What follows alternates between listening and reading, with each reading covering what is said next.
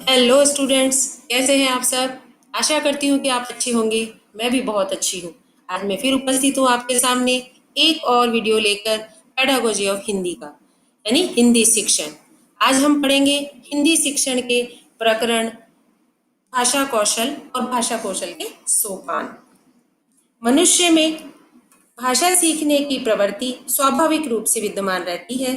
उसकी इस प्रवृत्ति का प्रमाण उसकी शिशु अवस्था में ही मिल जाता है, जब वह अनुकरण के माध्यम से अपने माता पिता तथा घर के अन्य सदस्यों से ध्वनि ग्रहण करके और सीखता है। ध्वनि समूहों को वो समझने लगता है और उन्हें वह बोलने भी लगता है।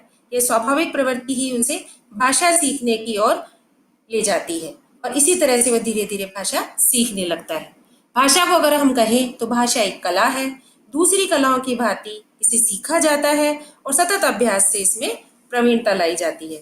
जिस प्रकार दूसरी कलाओं में साधनों की आवश्यकता होती है, उसी प्रकार भाषा सीखने के लिए भी साधन की आवश्यकता होती है। साधन का दूसरा नाम यहाँ पर अभ्यास है।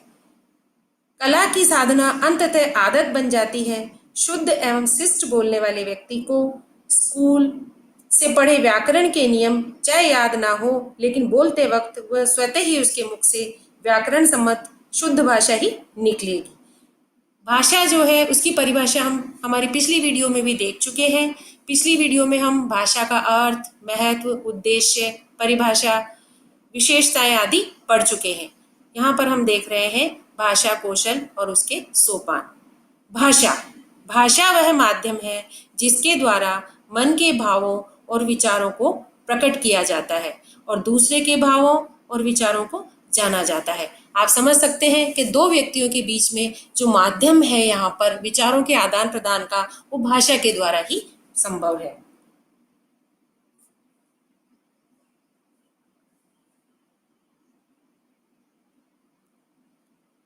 भाषा कौशल किसी भाषा का पूर्ण ज्ञान प्राप्त करने के लिए या शिक्षण कार्य करने के लिए उसके विकास के क्रम को जानना जरूरी है। आज भाषा का जो उन्नत स्वरूप हमें दिखाई दे रहा है, भाषा हमेशा से वैसी नहीं रही है। भाषा जिन सीढ़ियों को पार करके यहाँ तक पहुंची है, वह उसके सोपान कहलाते हैं। यानी स्टेप बाय स्टेप, कदम दर कदम चलकर भाषा इस स्वरूप में पहुंची है। भाषा कौशल के द्वारा ही व्यक्ति की सुनने, बोलने, पढ़ने और लिखने की क्षमता विकसित होती है। यानी ये चारों प्रकार से उसको गुजरना पड़ता है। श्री देश पांडे के अनुसार भाषा शिक्षण का संबंध केवल ज्ञान प्रदान करना या सूचनाएं प्रदान करना मात्र नहीं, बल्कि भाषा सीखने वाले को इन चारों विविध कौशलों में दक्ष बनाना है। यानी आप समझ सकते हैं देश पांडे जी ने जो कहा है कि भाषा सिर्फ हमारे जो ज्ञान है उसको प्रदान करने या सूचनाएं प्रदान करने का एक साधन नहीं है, बल्कि भाषा को हमें चारों विविध कौशलों में दक्ष बनाने का कार्य भी करना पड़ता है। भाषा कौशल के उद्देश्य यहाँ पर हम देख रहे हैं। भाषा कौशल के उद्देश्य यानी भाषा सीखने का जो उद्देश्य है वह क्या है। भाषा का ज्ञान प्राप्त करने के लिए भाषा को सुनना होगा, बोलना होगा, पढ़ना होगा और लिखना होगा। श्रवण पठन का उद्देश्य ग्रहण करना है। यानी श्रवण और पठन जो दो हमारे यहाँ पर सोपान है, उनका उद्देश्य है ग्रहण करना। यानी हम सुनकर और पढ़कर जो बात हमने सुनी है और पढ़ी है उसका अर्थ ग्रहण करते हैं। और दूसरा जो है भाषण और लेखन का उद्देश्य अभिव्यक्त करना। यानी हम जो बोलते हैं वाचन या भाषण, और जो हम लिखते हैं, यानी इन दोनों के द्वारा हम अपने जो बात है या मन के जो भाव हैं उनको अभिव्यक्त करते हैं। यानी नीचे एरो से आप इसको समझ सकते हैं कि श्रवण और भाषण जो है वो ध्वनि विज्ञान पर आधारित है। ध्वनि विज्ञान यानी जो ध्वनि से हम बोलकर हमारी बात को समझाते हैं। और दूसरा जो है पठन और लेखन। पठन और लेखन जो है वो दोनों ही सोपान लिपि विज्ञान से संबंधित है। लिपि विज्ञान का यहाँ पर संबंध लिखने से है। यानी हम जो पढ़ते हैं, जो लिखा हुआ है उसको पढ़ते हैं, और जो हम लिखते हैं, लिपि का ज्ञान अगर हमें भली प्रकार होगा तो हम हमारी बात को जो लिखी हुई है उसको अच्छे प्रकार से पढ़ सकेंगे, और जो हमारी बात है, हमारे विचार हैं, उनको हम ठीक प्रकार से लिख सकेंगे। इस प्रकार से भाषा का जो उद्देश्य है, जो मेन उद्देश्य है, वह है हमारे दूसरे की बात को, कही हुई बात को समझना और हमारे जो मन के भाव हैं उनको अभिव्यक्त करना, यानी दूसरे की बात को ग्रहण करना और हमारी बात को अभिव्यक्त करना।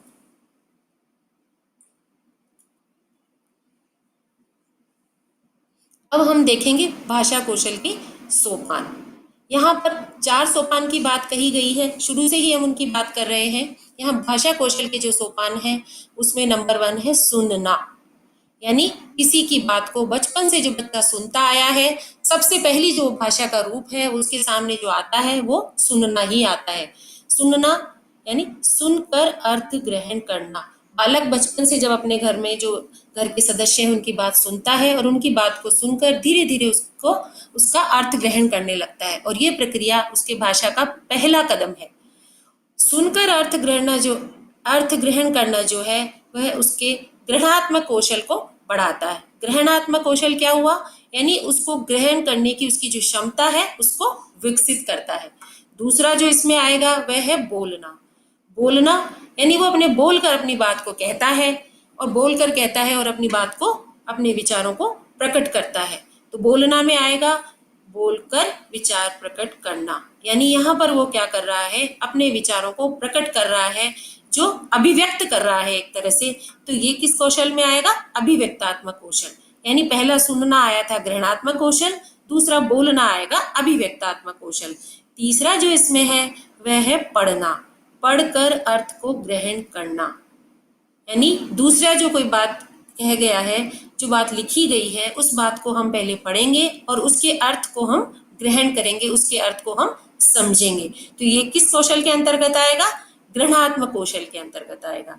यानी किसी की कही हुई बात या लिखी हुई बात को हम पढ़ेंगे और उसको ग्रहण करेंगे, तो ये ग्रहणात्मक कौशल में आएगा। और इसका जो चौथा है कौशल वो है लिखना। लिखना हमारे बात को, हमारे विचारों को, हमारे मन के भावों को हम लिख कर प्रकट करते हैं।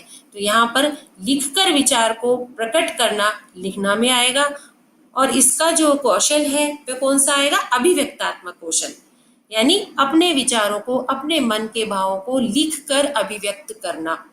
तो इस प्रकार से सुनना ग्रहणात्मक कौशल में, बोलना अभिव्यक्तात्मक कौशल में, पढ़ना ग्रहणात्मक कौशल में, लिखना अभिव्यक्तात्मक कौशल में। तो इस प्रकार से सुनना और पढ़ना ग्रहणात्मक कौशल में, बोलना और लिखना अभिव्यक्तात्मक कौशल में आएगा।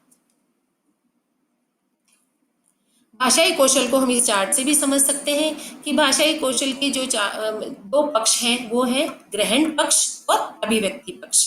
ग्रहण पक्ष में हम पहले भी पढ़ चुके हैं, पिछली स्लाइड में हम देख चुके हैं, सुनना और पढ़ना। और अभिव्यक्ति पक्ष में जहां हम विचारों को प्रकट कर रहे हैं, हमारे मन के भावों को प्रकट कर रहे हैं, तो वहां पर आएगा बोलना और लिखना। यानी बोलकर और लिखकर हम हमारे विचारों को अभिव्यक्त कर सकेंगे। भाषा कौशल के ये जो 4 सोपान हैं, इनको हम इस चित्र के माध्यम से भी समझ सकते हैं। नंबर 1 पे आप देखेंगे कि सुनकर किसी की बात को समझा जा रहा है। नंबर 2 पर आप देखेंगे कि बोलकर अपनी बात को प्रकट किया जा रहा है, अपने विचारों को प्रकट किया जा रहा है। नंबर 3 पर आप देखेंगे कि पढ़कर किसी की बात को समझा जा रहा है। और नंबर 4 पर आप देखेंगे कि लिखकर अपने मन के भावों को और विचारों को प्रकट किया जा रहा है। इस प्रकार से भाषा कौशल के 4 सोपान हैं। भाषाई कौशलों के जो ये सोपान हैं, इनके शिक्षण का महत्व भी है, तभी इन कौशलों में पारंगत करने या दक्ष करने की कोशिश की जाती है। इसके महत्व के तहत हम देखेंगे कि जो इसका पहला बिंदु है वह है अभिव्यक्ति हेतु सक्षम। यानी भाषा कौशल जो है या भाषा कौशल का जो शिक्षण है वो इसलिए करवाया जाता है कि हम अपने विचारों या मन के भावों को अभिव्यक्त कर सकें, अभिव्यक्त करने में सक्षम हो सके। इसीलिए इसका जो पहला महत्वपूर्ण बिंदु है वह है अभिव्यक्ति हेतु सक्षम। दूसरा जो हम इसमें देखेंगे व्यक्तित्व का विकास। व्यक्तित्व का विकास भाषा कौशल का बहुत ही महत्वपूर्ण बिंदु है। यानी जब हम किसी व्यक्ति से मिलते हैं तो हमें बाहर से जब हम उसको देखते हैं तो हम उसके बारे में ज़्यादा, उसके व्यक्तित्व के बारे में ज़्यादा अंदाजा नहीं लगा सकते हैं। जब व्यक्ति अपनी बात को कहना शुरू करता है तब जाकर हमें पता चलता है कि उसका शैक्षिक स्तर क्या है, उसका व्यक्तित्व कैसा है, और उसके व्यक्तित्व का हम पूरा पता लगा सकते हैं। तो यानी व्यक्तित्व के विकास में भाषाई कौशल जो है उनका बहुत महत्वपूर्ण स्थान है। तीसरा जो बिंदु है वह है अर्थ समझने की शक्ति का विकास। अर्थ समझने की बात यहाँ पर यह आ रही है कि हम अगर भाषाई कौशलों में दक्ष होंगे तो किसी के द्वारा कही हुई बात को, किसी के द्वारा लिखी हुई बात को, किसी के द्वारा बोली हुई बात को हम अच्छे से समझ सकेंगे, उसके अर्थ को हम अच्छी प्रकार से समझ सकेंगे। आगे आ रहा है जो अगला बिंदु है वह है लिपि का ज्ञान। लिपि का ज्ञान में यहाँ पर आ रहा है कि जब हम बोलते हैं और जब हम किसी बात को लिखते हैं तो हमारे को लिपि का ज्ञान होना बहुत आवश्यक है। अगर हम लिपि का हमारे पास ज्ञान नहीं होगा तो हम स्पष्ट और व्याकरण सम्मत भाषा का प्रयोग नहीं कर सकेंगे। इसीलिए लिपि के ज्ञान का बहुत महत्व है। तो भाषाई कौशल जो है उसके शिक्षण में लिपि ज्ञान प्रदान करना भी उसका एक महत्वपूर्ण कार्य है। आगे जो आ रहा है बिंदु वह है आत्मविश्वास में बढ़ोतरी, यानी पढ़ने, लिखने, बोलने, समझने की जो क्षमता हमारी बढ़ जाती है उससे हमारे आत्मविश्वास में बढ़ोतरी होती है। इसीलिए हमने देखा होगा जो शिक्षित व्यक्ति है उसका आत्मविश्वास अशिक्षित व्यक्ति से अधिक होता है, क्योंकि उसे ये डर लगता है कि वो अपनी बात को ठीक प्रकार से दूसरों के सामने अशिक्षित व्यक्ति नहीं रख सकता है। जबकि शिक्षित व्यक्ति अच्छी तरह से अपने मन के भावों को, अपने मन के विचारों को दूसरे के सामने बोल सकता है, दूसरों तक लिखकर पहुंचा सकता है और दूसरों की कही हुई बात को सुनकर समझ सकता है और अपनी बात को दूसरों को समझा भी सकता है। इसमें जो अंतिम बिंदु है वह है भाषाई कौशल के शिक्षण के महत्व में ध्वनि विज्ञान का ज्ञान। ध्वनि विज्ञान का संबंध यहाँ पर बोलने से था, जो हम पहले भी देख चुके हैं। यानी हमारी बात जो है उसकी जो हम कहकर जो प्रकट कर रहे हैं या हम बोलकर जो प्रकट कर रहे हैं या दूसरे की कही हुई बात को हम सुनकर जो समझ रहे हैं वो ध्वनि विज्ञान के अंतर्गत आते हैं। अगर हमें ध्वनि विज्ञान का अच्छा ज्ञान है, अगर हम उसमें पारंगत हैं, अगर हमें उस प्रकार का शिक्षण दिया गया है तो हम इस चीज को, भाषाई कौशल के शिक्षण को और अच्छी प्रकार से सीखकर, और इसका महत्व इसलिए भी बढ़ जाता है कि ध्वनि विज्ञान का ज्ञान होने पर हमारी भाषाई क्षमता बढ़ जाती है। यहाँ पर जो हम शुरू करने जा रहे हैं 4 कौशल में से, इस वीडियो में हम देखेंगे और विस्तृत जो हम अध्ययन करेंगे वो है नंबर 1 पर श्रवण कौशल का। श्रवण कौशल के बारे में हम पहले भी पढ़ चुके हैं, थोड़ा बहुत हम उसका परिचय ले चुके हैं। यानी यहाँ पर जो बात कही गई है श्रवण कौशल के लिए, तो उसमें ये बात है कि हम सभी जानते हैं कि श्रवण का अर्थ होता है सुनना तथा कौशल का अर्थ होता है प्रवीणता। श्रवण कौशल को मिलाकर यह सुनने की प्रवीणता कहा जा सकता है। प्रत्येक व्यक्ति जिसके कान से सुनने में सक्षम है बातों को सुनता है, लेकिन वह व्यक्ति जिसके पास श्रवण कौशल है उन बातों को सुनकर उसका उचित अर्थ ग्रहण करके बातों को अमल में लाता है। यदि कोई व्यक्ति बात को सुनकर वही छोड़ देता है तथा उसका मतलब नहीं समझ पाता है, तब हम कह सकते हैं कि उसी व्यक्ति के पास श्रवण कौशल नहीं है। इसीलिए व्यक्ति के पास अगर श्रवण कौशल होगा तो वो अपनी बात को, दूसरे की बात को, कही हुई बात को ढंग से समझ जाएगा। श्रवण कौशल का संबंध, भाषा श्रवण का संबंध यहाँ पर कर्ण से है। शब्द का यहाँ पर अर्थ है कि सामाजिक प्रसंग में सुनने से ग्रहण किया जाता है। छात्र कविता, कहानी, भाषण, वाद विवाद, वार्तालाप आदि का ज्ञान सुनकर ही प्राप्त करता है। उसका अर्थ भी यहाँ पर ग्रहण करना ही है। यदि छात्र कि श्रवण इंद्रियों में दोष है तो वह न तो भाषा सीख सकता है, न ही अपने मनोभावों को अभिव्यक्त कर सकता है। अतः उसके भाषा ज्ञान शून्य के बराबर ही रहेगा। बालक सुनकर ही अनुकरण द्वारा भाषा का ज्ञान अर्जित करता है। यहाँ पर श्रवण कौशल में जो है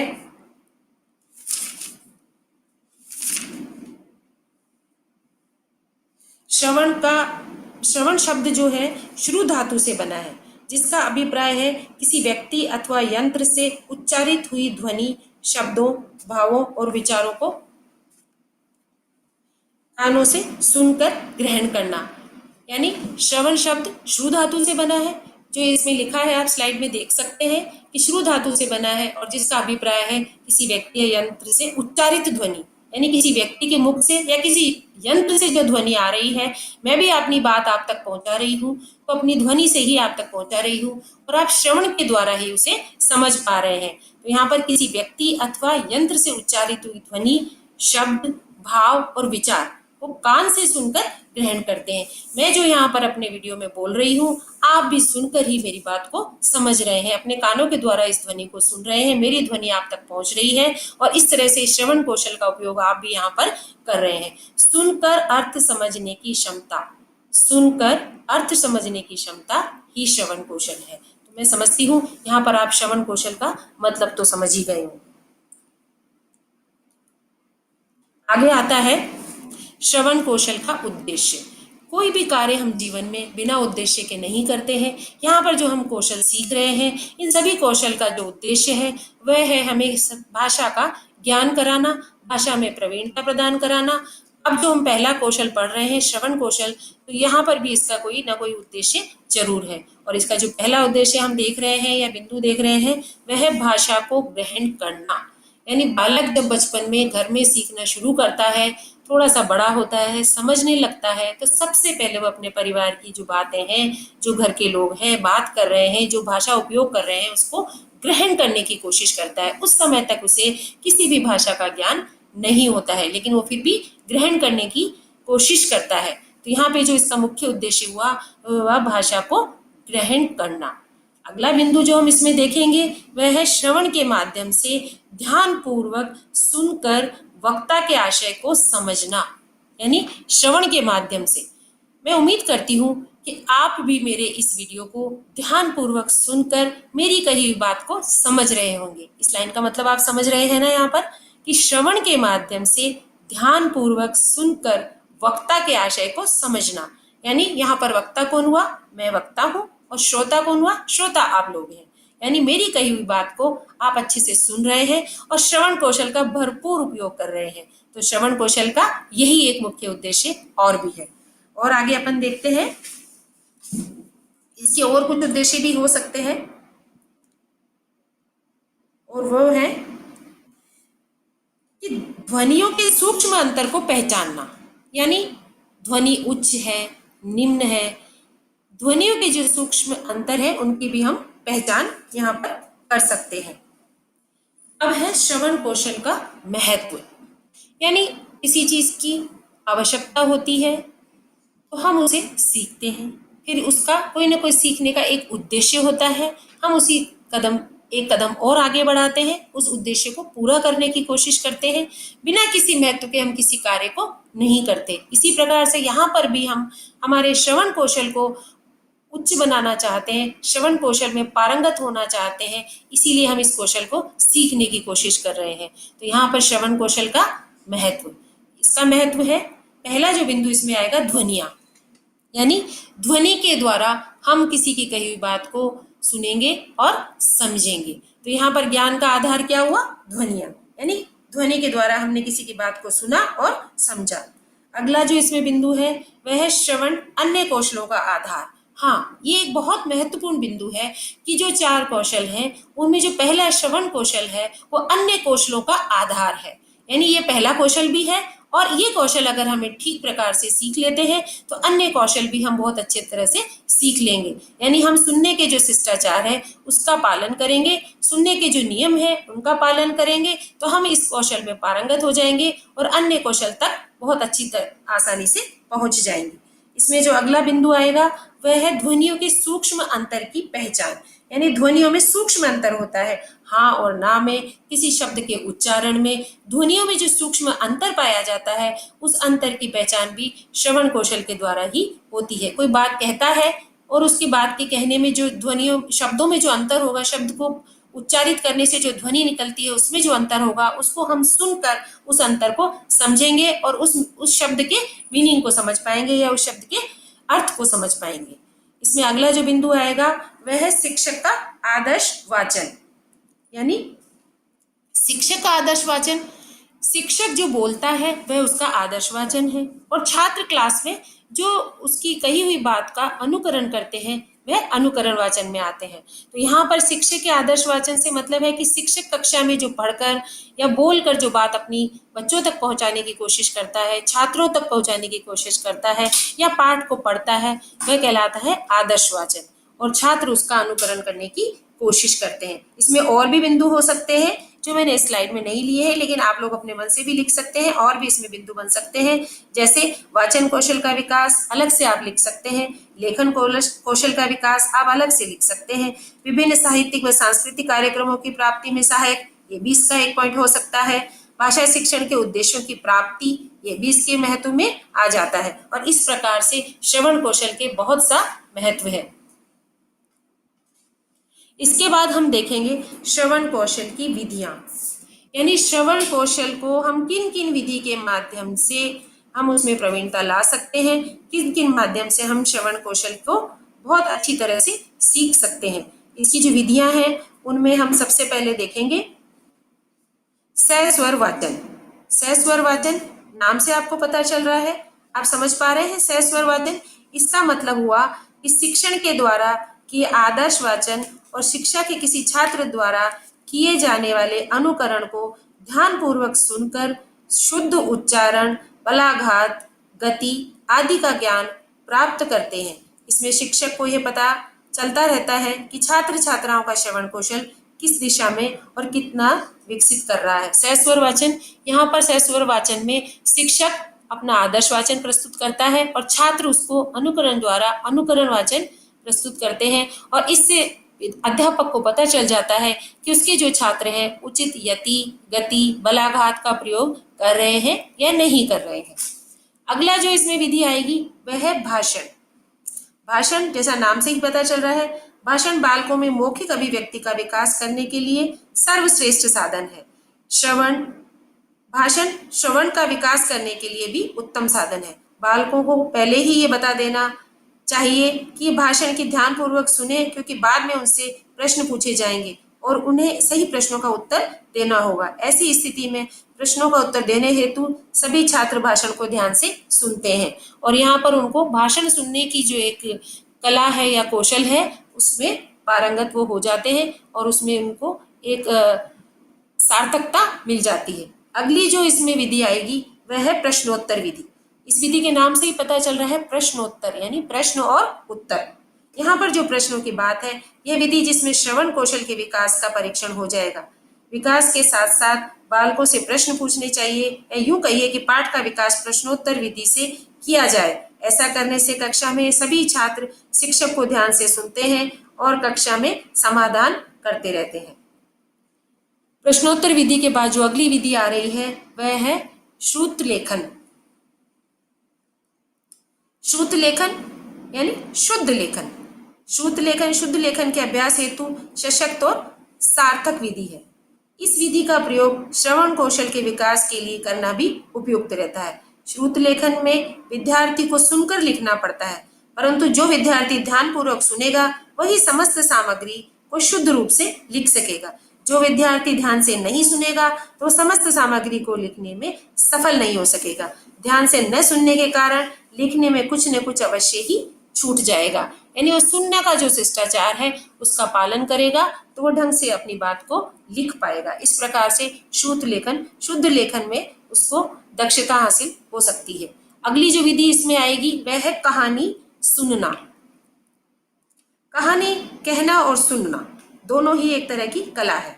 इसमें श्रवण कौशल के साथ साथ मौखिक कौशल का भी शिक्षण होता है। शिक्षक बालकों में बैठकर उनको सर्वप्रथम कहानी सुनाता है और बालक शिक्षक को ध्यानपूर्वक सुनते हैं। शिक्षक स्वयं कहानी सुनाने के बाद बालकों से कहता है कि उनमें से कोई न कोई बालक कहानी सुनाए। ऐसा करने से पता चल जाता है कि बालकों ने कहानी ध्यान से सुनी या उन्होंने ध्यान से नहीं सुनी। कहानी कहना श्रवण कौशल शिक्षण का सशक्त एवं प्रभावपूर्ण साधन है, क्योंकि छोटे बालक कहानी सुनने और कहानी सुनाने में बहुत ही आनंद प्राप्त करते हैं। आपने घर में भी देखा होगा कि हम अपनी दादी नानी से कहानियां सुनते हैं। हमको भी ये एक प्रयास करना चाहिए कि हम अपने से छोटे बालकों को कहानी सुनाएं और कभी कभी हम उनसे कहें कि आप भी हमें कहानी सुनाइए। और इस तरह से एक विधि है श्रवण कौशल में दक्षता हासिल करने के लिए कहानी सुनना।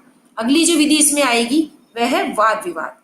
वाद विवाद नाम से ही पता चल रहा है श्रवण कौशल का विकास करने की दृष्टि से वाद विवाद लाभप्रद और सार्थक क्रिया है, क्योंकि जो विद्यार्थी इस क्रिया में भाग लेते हैं उनको प्रत्येक बात को ध्यान से सुनना पड़ता है। अगर वह ऐसा नहीं करता है तो प्रतिपक्षी वक्ता की बातों का उत्तर देने में सक्षम नहीं होता।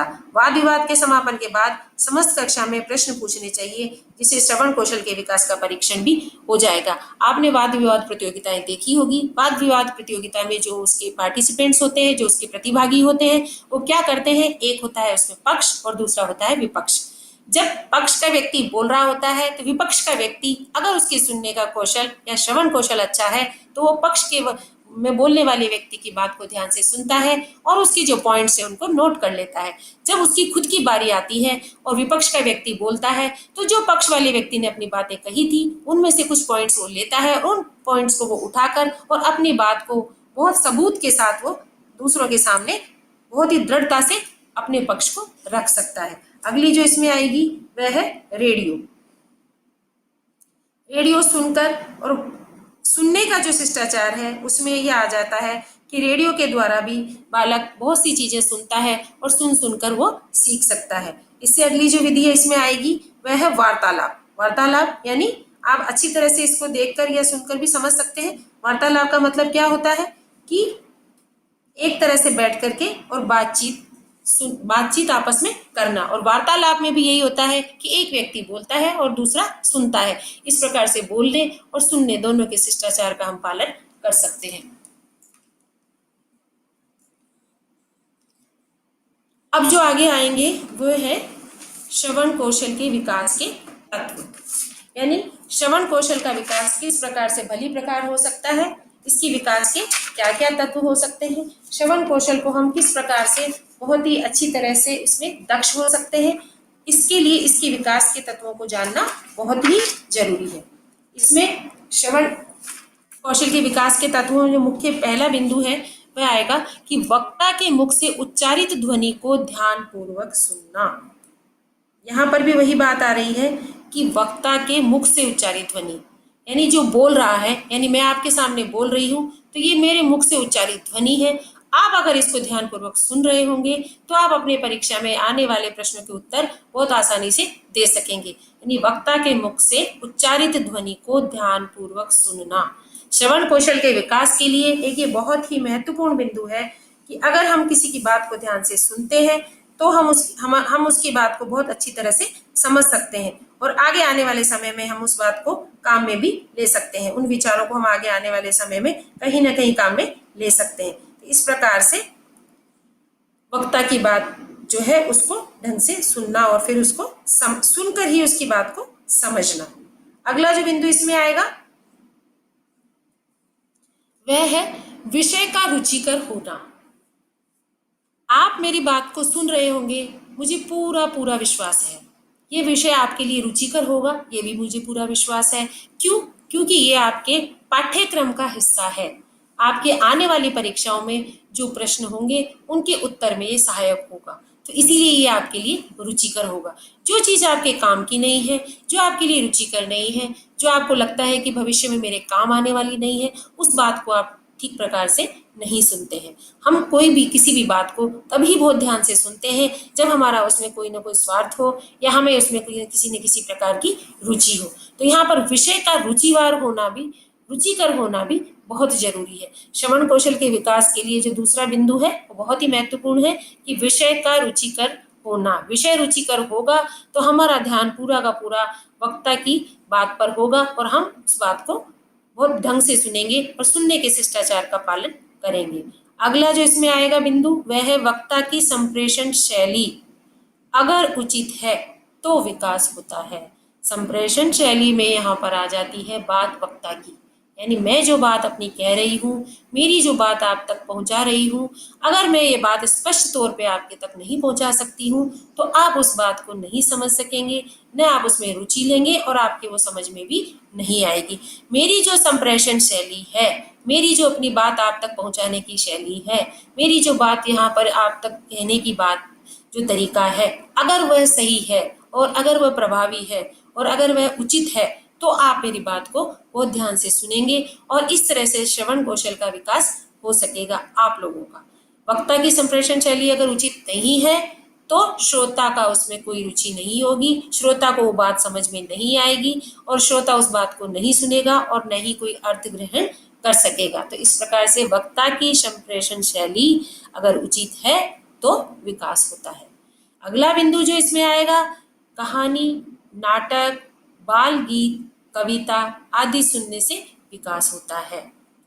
ये बहुत ही महत्वपूर्ण बिंदु है कि बचपन में जब बच्चा घर में होता है, जब उसे किसी प्रकार की बहुत ज़्यादा औपचारिक भाषा का ज्ञान नहीं होता है, तब भी वह घर में थोड़े थोड़े शब्द सीखना शुरू करता है और वहीं से उसकी भाषा की जो यात्रा है शुरू होती है।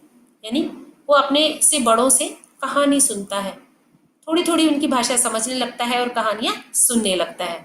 तो कहानी सुनकर उसको थोड़ा थोड़ा भाषा का ज्ञान होने लगता है। कहानी के बाद आता है नाटक। नाटक आप समझ सकते हैं, स्कूलों में, कॉलेजों में और बहुत जगहों पर हम नाटक का देखते भी हैं और नाटकों में भाग भी लेते हैं। हम खुद भी उसमें अभिनय करते हैं और इस तरह से नाटक के द्वारा भी इस श्रवण कौशल का विकास हो सकता है। तो कहानी, नाटक, बाल गीत आपने देखा होगा, बचपन में जब स्कूल नहीं जाते हैं बच्चे या विद्यालय नहीं जाते हैं, उससे पहले ही उन्हें बहुत सी कविताएं या गीत सिखाए जाने लगते हैं और बच्चे अपनी माँ से लोरी सुनते हैं, खुद वो अपनी गीत उनको गीत सिखाए जाते हैं और इस तरह से उनके बाल गीत उनको वहीं से सीखना उनका शुरू हो जाता है। तो कहानी, नाटक, बाल गीत और कविता, कविता भी इसमें आ जाती है। कविता और गीत उन्हें बचपन से ही सिखाए जाने लगते हैं और इस तरह से जब और बड़े होते हैं तो उनकी कविताओं का स्तर बढ़ता जाता है, उनके गीतों का जो स्तर है बढ़ता जाता है, भाषा वो और सीखते जाते हैं और इस तरह से उनकी भाषा और ज़्यादा प्रभावी होती जाती है। तो इस प्रकार से कहानी, नाटक, बाल गीत, कविता जो है उनसे उनको सुनने से उनके श्रवण कौशल का जो है विकास होता है और श्रवण कौशल के विकास में कहानी, नाटक, बाल गीत भी बहुत महत्वपूर्ण भूमिका अदा करते हैं। इसमें जो अगला और अंतिम बिंदु आता है वह है वक्ता की बात को सुनते समय ध्यान वक्ता के वक्तव्य पर होना चाहिए। ये बहुत ही महत्वपूर्ण बात है कि जब कक्षा में अध्यापक पढ़ा रहा होता है या जब हमसे बड़े कोई हमें बात कह रहे होते हैं या दो लोग जब बात कर रहे होते हैं तो उसमें जो वक्ता होता है, वक्ता यानी अपनी बात को कहने वाला, जो बात कह रहा है उसकी बात को सुनते समय जो वक्ता के वक्तव्य है, वक्तव्य यानी वो जो बात कह रहा है वह उसका वक्तव्य है, उस बात को अगर श्रोता ध्यान से सुने और अगर श्रोता का ध्यान उसकी बात पर हो तो वो ढंग से उस बात को समझ सकता है, उसके मन के भावों को समझ सकता है, उसके अर्थ को समझ सकता है और इस तरह से वक्ता की बात को सुनते समय ध्यान वक्ता के वक्तव्य पर रखकर श्रवण कौशल का विकास किया जा सकता है। श्रवण कौशल के विकास में ये जो बिंदु थे, ये सभी बिंदु उनके विकास के महत्वपूर्ण बिंदु हैं और इनसे उसके विकास को और अधिक बढ़ाया जा सकता है। अब है श्रवण कौशल की बाधाएं। जब भी हम कोई कार्य करते हैं तो सभी काम कोई ये तो है नहीं कि बहुत अच्छे से होता जाता है, कोई ना कोई बाधाएं हमें हर जगह पर मिलती है। श्रवण कौशल को सीखने में भी इस कौशल को विकसित करने में भी, इस कौशल में दक्ष होने में भी बहुत सी बाधाएं हैं और वो बाधाएं क्या क्या हो सकती है। जिसका पहला बिंदु है वह है वक्ता द्वारा तीव्र गति से बोलना। वक्ता द्वारा तीव्र गति से बोलना यानी अगर वक्ता बहुत तेज बोलता जाएगा तो जो श्रोता है वो उस बात को सुनकर समझ ही नहीं पाएगा। आप जब कक्षा में पढ़ते हैं, अगर आपका अध्यापक बहुत तेज स्पीड से बोलता रहता है, तीव्र गति से बोलता रहता है, तो आवाज तो आपको सुनाई दे रही है लेकिन जो शब्द बोल रहा है वो शब्द के अर्थ तक आप पहुंच ही नहीं पाते हैं। इसीलिए वक्ता द्वारा तीव्र गति से बोलना इसकी पहली बाधा है। वक्ता अगर धीमी गति से बोले या मध्यम गति से बोले जो छात्रों को समझ में आए, धीमी गति के समाचार की तरह नहीं, यानी वक्ता अपनी बात को मध्यम गति से बोले, जो छात्रों को समझ में आए उस गति से बोले, तो श्रवण कौशल में उनकी दक्षता हो सकती है। अगला बिंदु जो उसमें आएगा, अस्पष्ट व धीमी आवाज में बोलना। अस्पष्ट यानी उसका जो उच्चारण है वो सही ना हो, स्पष्ट ना हो, और धीमी आवाज यानी पूरी कक्षा में आवाज पहुंचे ही ना। अगर अध्यापक या बोलने वाले की आवाज धीमी होती है तो श्रोता के कानों तक पहुंच ही नहीं पाती। कई अध्यापक ऐसे होते हैं कि कक्षा में दो पंक्ति वाले बच्चे तो सुन सकते हैं, पीछे की पंक्ति वाले तो आपस में खेलने लगते हैं। क्यों? क्योंकि जो अध्यापक की बात है वो इतनी धीमी आवाज में अध्यापक बात कर रहे हैं कि जो पीछे के बैठे हुए छात्र हैं उनको वो सुनाई नहीं दे रहा और उन्हें वो समझ में ही नहीं आ रहा। तो इस प्रकार से अस्पष्ट व धीमी आवाज में बोलना भी श्रवण कौशल में बहुत बड़ी बाधा है। तीसरा जो बिंदु इसमें आएगा वह है आसपास का शोरगुल। ये भी बहुत इंपॉर्टेंट है, ये भी बहुत महत्वपूर्ण है। अगर आसपास में शोरगुल हो रहा है तो आप कितना भी ध्यान लगाने की कोशिश करें, आप उस बात को ढंग से नहीं समझ पाते हैं। इसीलिए आपने देखा होगा कि बहुत से लोग आजकल अपनी बात को अगर फ़ोन से सुन रहे हैं तो ईयरफोन आदि का प्रयोग करते हैं, क्योंकि आसपास का शोरगुल उन्हें पसंद नहीं आता और वो दूसरों को भी इस तरह से डिस्टर्ब नहीं करते। तो आसपास का शोरगुल ना हो, शांत वातावरण हो, आसपास में वातावरण ऐसा हो कि जो वक्ता बोल रहा है श्रोता को सुनाई दे रहा है, तो श्रवण कौशल आसानी से उनका दक्षता से प्राप्त किया जा सकता है। लेकिन अगर आसपास में शोरगुल है तो श्रवण कौशल में बाधा उत्पन्न होती है। अगला जो बिंदु आएगा वह है श्रोता का ध्यान कहीं और होना या वक्तव्य पर न होना।